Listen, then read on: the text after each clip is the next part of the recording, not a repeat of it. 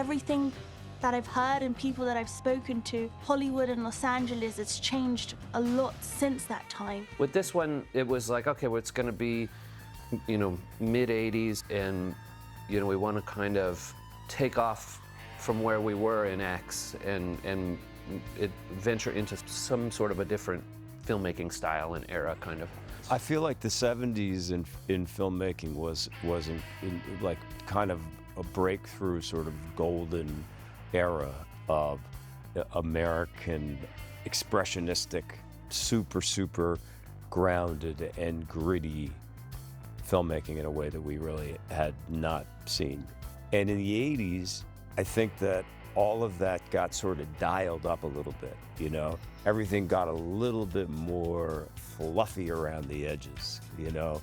A little bit more colorful. Ty was talking about trying to dial in what the vibe of this was. It's 1985, but he didn't want it to be, you know, leg warmers and big hair and colorful and happy. And I said to him, what if it's the world of Repo Man?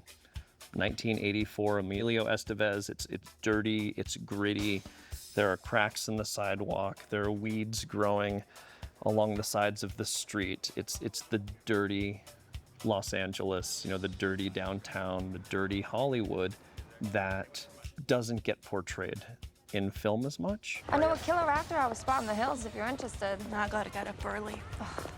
Hate going to parties by myself. And he was particularly interested in these Italian horror films, the giallo genre. The Puritan is a future classic as far as ultra-violent satanic possession movies go. I mean, not exactly terms of endearment, but in 30 years, we'll see which one has more fans. And so, you know, we were looking at those. And then it kind of also sort of started to become this thing that was realizing that it was very much kind of like a Brian De Palma sort of thriller on some level. Obviously, it sort of pays its homage to that sort of 80s horror genre that we know and love. One of the things that I'm thrilled about in terms of, you know, where I am is that I have gotten a chance to work across a whole lot of different genres.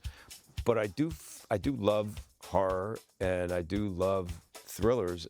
And I think the reason is because the stakes are high, you know, it's life or death. Oh, no, wait, no. This ain't my car. I could be bought. Anything you want, anything at all. Oh, no, please, turn it off. I don't want to die in here. Ty is just such a unique filmmaker. I mean, what he's doing and the way that he takes the genre and just heightens it enough, right?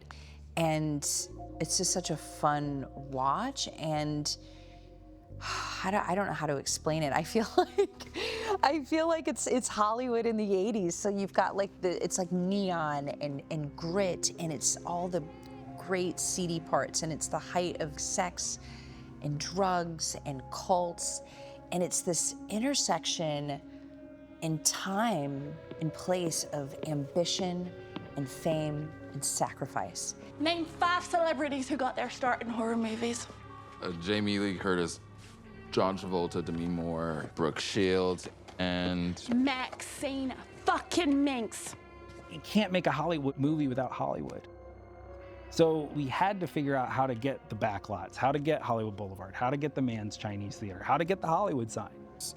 Actually working on Hollywood Boulevard, I think, was a double-edged sword, where some of it was wonderful because it played as we found it. The sidewalk is there with the terrazzo and the stars in it. You know, there's a theater marquee, the Vine Theater, and we used it as is. And then there were other things that we had to come in with a very heavy hand and change and dress and alter. It was really fun to kind of, just to get a sense of what that world was like then. And, you know, all the prep that you do and the research and time thinking about it and reading the scenes out loud, it never really clicks until you're in that kind of environment and you're wearing those costumes with the other people around you, and something just happens. There's just an energy to being in that sort of space that it just really contributes to the scenes a lot. And it's a very difficult location to work at. Just the logistics of parking, the logistics of traffic and people and things. So I think it was equally wonderful and a bit of a grind as well. It was amazing to get to shoot on Hollywood Boulevard. By the way, I live blocks from there, so I am always on Hollywood Boulevard. I'm always crossing it. And to be able to shut down the street, it's been years since I've had the opportunity to do that, but to experience it with such a throwback in time from the 80s with the cars, with the posters, with the lights, it was such an iconic experience. Good evening, everyone. This is, as I told Ty, this is the exclamation point to our shoot here in Hollywood. Obviously, the main thing here that Grauman's stressed to us is these tiles. So,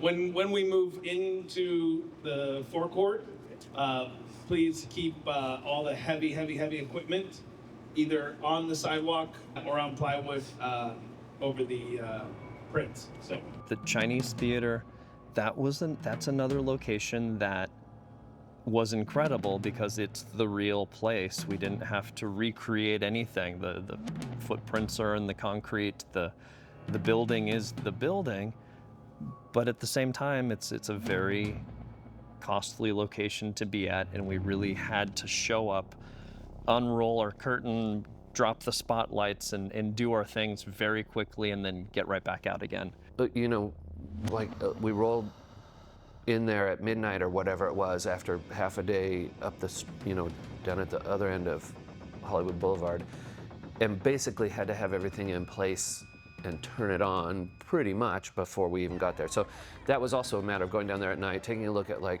what fixtures and the way the theater itself is just lit up on its own, and then deciding like what we wanted to get rid of and then what we wanted to augment and change. There were more things that we wished we could have done to really turn it into the 1985 Mann's Chinese Theater, but we did our best approximation of it, with the time and resources we were actually given. Being at all of these locations was just really surreal. I never could have imagined I would ever be filming in any of these locations. And being at the Bates Motel, I'd seen Psycho, and it's just bizarre. There's something very eerie to the whole lot still. Do you know what this is? It's a motel from Psycho. They filmed a sequel here a few years back, if you can believe it. I remember when I first came to Universal Studios, I was probably like 10. I grew up in Virginia, and my family did a California vacation and doing the tram tour and seeing the Jaws ride and going on Earthquake and being a part of the tourist experience, and then being able to just be like around the Psycho house and like that's really cool. Now we were there for our movie, and I get to go inside and I get to see like the raccoon footprints and the cracks in the wall and just be like, oh, well, this is a set. This is an old set. Excuse me. You can't be up there. I do apologize. I guess my morbid curiosity must have gotten the best of me. You know, a lot of famous killings took place right inside this house right here. This crazy gig that we have, it's just a gas. It's just, it's such a cliche, but I sometimes really have to pinch myself that I actually get paid to do this, to put on these clothes from the 80s, to have people that are so good at their jobs help to transform you and turn you into a different person. I love it. And then to end up at the end of the day, running up the steps to the Psycho house, which is obviously, one of the most iconic pieces of set decoration and construction that's ever existed. It was just magical.